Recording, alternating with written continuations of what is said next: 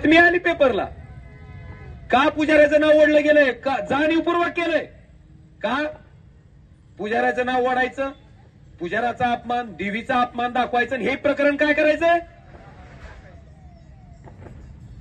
ही प्रकरण दाबायचं, पोलिसावर दबाव टाकायचा की अपमान व्हायला. अरे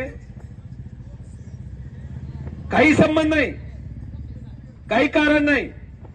स्वतःला त्या प्रकरणातून वाचण्यासाठी जर काही नीच वृत्तीचे लोक पुजाऱ्याच्या नावाला बदनाम करत असतील तर मला वाटतं त्याला बी आई तुळजाभवानी बघून घेईल, सोडणार नाही त्याला बी, काहीच कारण नाही.